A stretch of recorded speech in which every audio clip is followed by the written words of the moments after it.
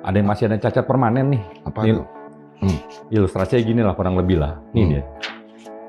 Sampai disiksa, dihajar waktu 21-22 Mei, tulang rusuknya patah. Sampai sekarang masih ngerasain itu. Ada kawan tuh bang. Terus juga satu SPK saya nih, si siapa? Dia di Ambon tuh. Dihajar bang, lututnya nih lutut patah bang. Patah udah nggak sempurna lagi ya, akhirnya kakinya jadi begini. Tuh, melendung gini. Jadi begini melendung. Sampai sekarang bang masih kayak begini, cacat permanen bang. Belum juga yang matanya copot gitu. Yang matanya copot gimana? Satu sel? Satu sel waktu itu, satu sel. Itu kalau nggak salah namanya si Rosi deh. Itu bukan aktivis, bukan relawan apa ya, cuma warga biasa gitu. Kalau nggak salah ojol deh itu ya, ojol melintas gitu kepegang gitu di Playper Sleepy. Dia ceritanya di dalam tuh, ini bang saya kena bang, ini saya nggak tahu apa-apa gitu kan, gini nih. Chaos, waduh, ya udah luka-luka semuanya, dihajar sininya sampai. Pakai popor, pakai apa? Pakai benda, ya itulah benda. Pas ditangkap atau di mana? Pas tangkap terus nggak diobatin kali sama dia tuh ya. Aku sempet nyuruh dia juga, udah lu obatin lah ini gimana bang, di dalam susah gini. Ya udah akhirnya ya kita ngobatin deh bang waktu di dalam itu. Sampai akhirnya matanya copot gitu. Copot. Si Rosi itu, aduh mudah-mudahan sih masih hidup ya gitu, sehat lah gitu bang. Gak usah saya banggakan itu, copot. Karena nggak diobatin. Bola mata. Infeksi kali bang ya, infeksi darah gitu. Saya ngelihat bang tuh darahnya anak. Sampai akhirnya saya nggak kuat juga ngelihat bang gitu loh. Kalau lihat, ya teman-teman itu si Rosi mati sampai copot lah gini. Tadi teman-teman bantu ngobatin tuh dengan cara apa itu? Dengan ini aja? Jadi ini bang, kadang-kadang kita yang besuk, suka besuk nih kan, yang besuk ini, besok bawain obat lah. Jadi bawain si obat. Ini betadin paling gitu. Terus betadin aja gitu? Iya betadin. Terus obat pereda nyeri apa ya, kayak pereda nyeri kayak gitu, pil-pil gitu aja bang. Nggak terbatas banget. Yang buat gigi biasanya apa namanya itu ya? Kayak gitu. Karena saya tahu apa ya, nggak tahu dah. Itu kan nggak cukup untuk yang sudah infeksi. Infeksi bang itu, waduh bengkak begitu. Aku lihat itu pas copotnya aku nggak berani. Saya nggak berani. Katanya negara demokrasi. Tapi ada cerita tahanan aksi 2019 yang matanya sampai copot setelah dihajar dan tak mendapat penanganan layak. Kalau benar rakyat diperlakukan seperti musuh hanya karena beda pilihan politik, lalu apa bedanya hukum dengan alat balas dendam kekuasaan? Ironisnya, yang berteriak paling keras soal demokrasi justru dituduh membungkam suara rakyat dengan gas air mata, pentungan, dan sel penih sesak. Sama yang waktu rilis. Nah, ini foto-foto ini banyak bicara. Ini bang. Jadi ini bang SPK saya nih bang.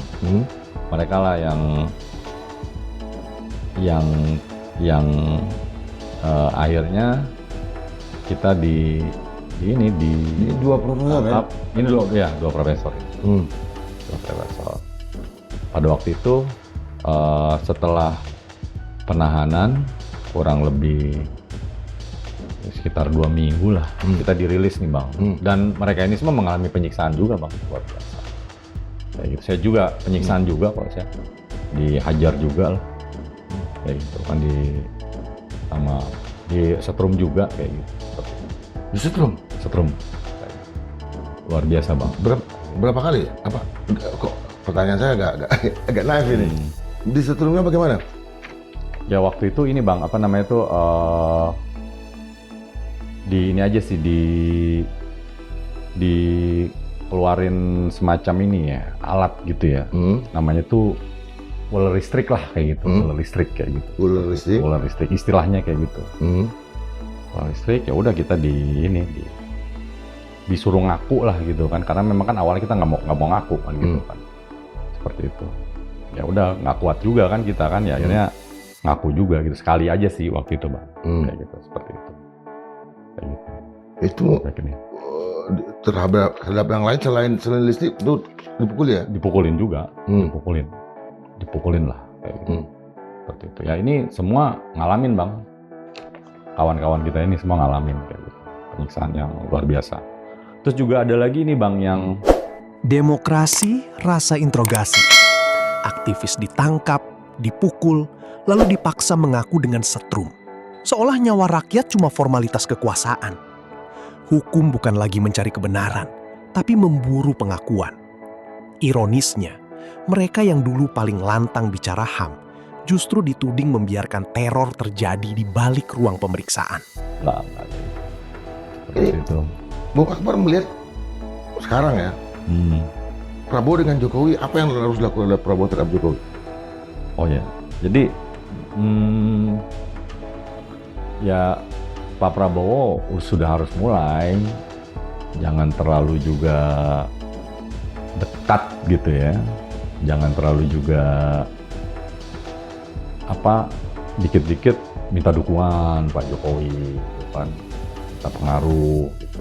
Terus juga ya bahasa saya sih, ya inilah Pak Prabowo harus bisa membaca peta juga lah situasi kondisi sekarang gitu kan. Ya jangan hidup Jokowi. Itu ya saya sebagai pendukung gitu kan. Aduh, ini kacau juga nih gitu kan.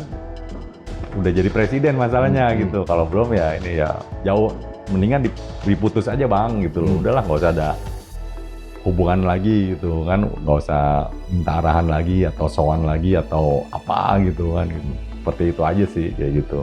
Karena secara psikologis kan memberikan dampak rasa sakit kepada pendukung militannya Pak Prabowo itu. Ya betul Bang, itu terasa banget lah gitu kan, terasa.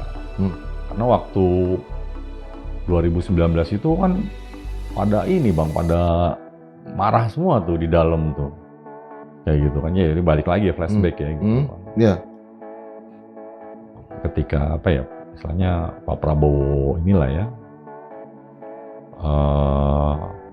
ya untuk persatuan memang persatuan masuk nasional. jadi menteri ya? Ya masuk, ya itu faktanya memang di dalam itu pada ngamuk semua gitu. Mereka kecewa lah kayak gitu. Ya itu menjadi evaluasi menurut saya Bang, Pak Prabowo sekarang ini gitu loh. Nggak usah terlalu mengikuti alur Pak Jokowi itu gitu. Seperti itu. Dan kalau memang nanti ya misalkan beliau nyatu lagi, bergabung lagi gitu kan di 2029 atau jelang 2029, waduh repot juga itu. Kecewa lah gitu ya, kita kecewa lah kayak gitu kan. Dan teman-teman ini kan memang berjuang nih kan, mereka ikhlas gitu loh, gitu kan. Memang figur beliau yang kita inginkan, Pak Prabowo gitu, kita berjuang itu. Tapi ya kalau sampai nanti bergabung lagi sama Jokowi ya kecewa kan gitu, sayang banget lah gitu.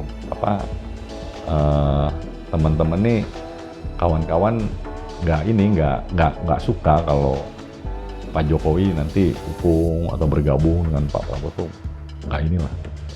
Saya pun juga kayak gitu juga. Harapan sih kayak gitu. Walaupun wah ini strategi ini politik gini. Waduh, gimana ya? Susah kalau bahasa rakyat nih gitu. Ya aku sih rasional aja gitu kan. Kita sih oke deh gitu kan, ini strategi lah politik gini. Tapi ya ke bawah gimana kita ngasih taunya kan, menerjemahkannya ya. Harapan saya ke Pak Prabowo itu ya mulai tahun saat ini ya udah putus aja gitu kan, cut off gitu loh kayak gitu. Cut off ya, kita punya aspirasi, punya keinginan, tuntutan ya Pak, tolonglah Pak direalisasikan lah kayak gitu. Amnesti, rehabilitasi dan ya kompensasi lah dari negara kepada kawan-kawan ya, teman-teman ya, pada saya juga, karena nggak enak juga Bang di penjara itu gitu kan, 1 hari gitu. Ya harus ganti rugi.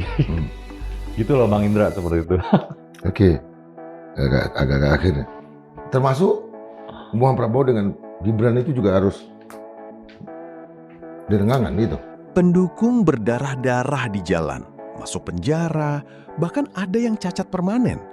Tapi di panggung kekuasaan, elit justru terlihat akrab dan saling rangkul. Luka masa belum kering, sementara politik sibuk bagi-bagi senyum. Pertanyaannya sederhana, perjuangan dulu itu untuk rakyat atau cuma tiket menuju kursi kekuasaan?